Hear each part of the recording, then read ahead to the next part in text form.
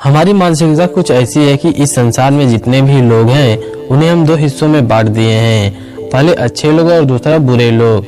पर हम कभी भी यह प्रश्न अपने आप से नहीं पूछते हैं कि कोई व्यक्ति अच्छा या बुरा क्यों बन जाता है, क्योंकि आवश्यक सवाल यह नहीं है कि हम अच्छे कैसे बने, बल्कि आवश्यक सवाल यह है कि हम इतने बुरे क्यों बन गए हैं और हम बुरे काम क्यों करते हैं। अगर आप भी इन दोनों प्रश्नों के उत्तर आसान भाषा में जानना चाहते हैं तो इस कहानी को अंत तक जरूर सुने। इस कहानी में आप लोग खो जाएं उससे पहले आप लोगों से एक ही रिक्वेस्ट है, आप हमारे चैनल को जरूर सब्सक्राइब कीजिए। एक नगर में एक बहुत बड़ा शातिर चोर रहा करता था और उस चोर के बारे में पूरे गाँव के लोग जानते थे। लेकिन उस शातिर चोर के बारे में सभी जानते ही थे, पर आज तक उसे कोई पकड़ नहीं पाया था। उस चोर ने अपना पूरा जीवन चोरी करने में लगा दिया था। उसके पूरे नगर में और उसके आसपास के इलाकों में भी उसकी बराबरी का कोई भी चोर नहीं था। उस चोर का एक बेटा भी था जिसे वह अपनी तरह एक शातिर चोर बनाना चाहता था। वह अपने बेटे को बस एक ही बात सिखाता था कि बेटा तुम कभी भी किसी भी साधु संत सन्यासी की बात नहीं मानना। अगर कोई तुमसे कुछ कहने लगे तो तुम अपने दोनों कान बंद कर लेना और वहाँ से भाग जाना। उस चोर का बेटा उसकी इस बात को बचपन से ही सुनता आ रहा था, जिसके कारण उसके मन में भी यह बात बैठ गई थी और उस लड़के का भी पूरा ध्यान चोरी करने पर ही था। इसलिए वह भी अपने पिता की तरह एक शातिर चोर बन जाता है। अक्सर हमारा ध्यान जिस चीज पर ज्यादा होता है हम उस चीज में माहिर हो जाते हैं। वह चोर सोचता है कि छोटी मोटी चोरियां तो बहुत कर ली, क्यों ना आज राजा के महल पर ही डाका डाल दिया जाए। राजा के महल में चोरी करने के उद्देश्य से वह शातिर चोर महल की ओर चल पड़ा और जैसे ही वह आगे बढ़ता है उसे कुछ लोगों की भीड़ नजर आती है और वह चोर उस भीड़ को देखकर रुकता है और वह देखता है कि लोग एक एक करके सन्यासी के चरणों में गिरकर उनका आशीर्वाद ले रहे हैं। वह सन्यासी कोई और नहीं बल्कि महात्मा गौतम बुद्ध थे। वह शातिर चोर बुद्ध को देखकर उनकी तरफ आकर्षित हो जाता है, क्योंकि उसने पहली बार इतनी तेजस्वी व्यक्ति को देखा हुआ था। अचानक उसे अपने पिता की बात याद आ जाती है कि साधु सन्यासियों से दूर रहना चाहिए। एक बार वह सोचता है कि वहाँ चले जाए, लेकिन फिर उसके मन में एक प्रश्न उठता है कि उसके पिताजी ऐसा क्यों कहा करते थे।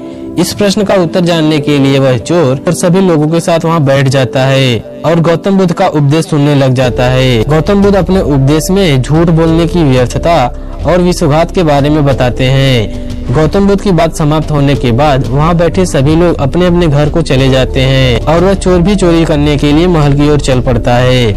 रास्ते में चलते हुए चोर अपने मन में यह सोचता है कि उपदेश में बताई गई बातों को ही मानकर देख लेते हैं क्या होता है। उसके बाद वह चोर दीवार पर से कूदने की बजाय वह महल के दरवाजे से ही अंदर प्रवेश करने लग जाता है।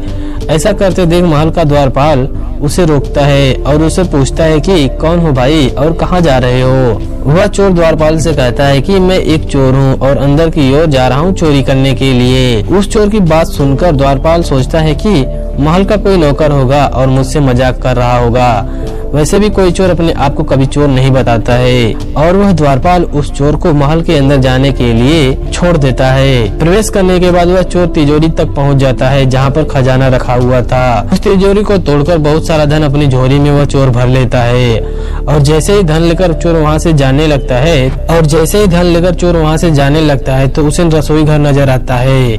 महल के सभी लोग सो रहे थे, इसलिए रसोई घर में उस समय कोई भी नहीं था और उस चोर को बहुत जोर से भूख लगी हुई थी, इसलिए वह चोर रसोई घर में पहुंच जाता है और पेट भर के खाना खाता है।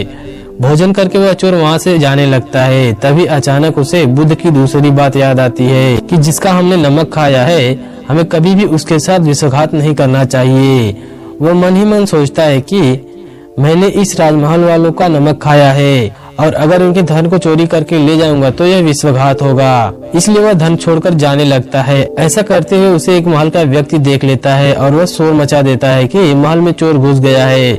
उसको पकड़ लेते हैं और उसे राजा के पास ले जाते हैं और उसके बाद उससे राजा पूछता है कि जब तुमने चोरी कर लिया था तो तुम उसे छोड़कर क्यों चले जा रहे थे। फिर वह चोर कहता है कि एक सन्यासी के उपदेश के कारण। किसी के साथ विश्वासघात करना एक बुद्धिमानी वाली बात नहीं है बल्कि एक मूर्खता है। जिसके भोजन को खाकर हमें जीवन मिला है उसके साथ हमें कभी भी विश्वासघात नहीं करना चाहिए। उस व्यक्ति की बातें सुनकर राजा बहुत ही प्रभावित हो जाता है और उस चोर से राजा कहता है कि यदि तुम ऐसे उपदेश बचपन से ही सुनते आते तो तुम कभी भी ऐसे चोर नहीं बनते। जाओ मैं तुम्हें छोड़ता हूँ। लेकिन एक बात को तुम हमेशा याद रखना कि सही संगत और सही उपदेश ही व्यक्ति को जीवन बदलता है। इस कहानी का उद्देश्य आपको सिर्फ यह सिखाना नहीं है, बल्कि आप किसी के साथ विश्वासघात ना करें या झूठ ना बोलें, बल्कि यह कहानी आपको यह सिखाना चाहती है कि आप बुरे तब तक ही हैं जब तक कि आप सही उपदेश सुनना और सही संगत करना शुरू नहीं कर देते। जो कल आपने गलत संगत कर ली थी वही आज आपके दुखों का कारण है। यह कहानी आपको कैसी लगी और इस कहानी से क्या क्या आपको सीखने को मिला, नीचे कमेंट सेक्शन में जरूर बताइए। ऐसी और इंटरेस्टिंग कहानी सुनने के लिए हमारे चैनल को सब्सक्राइब कीजिए।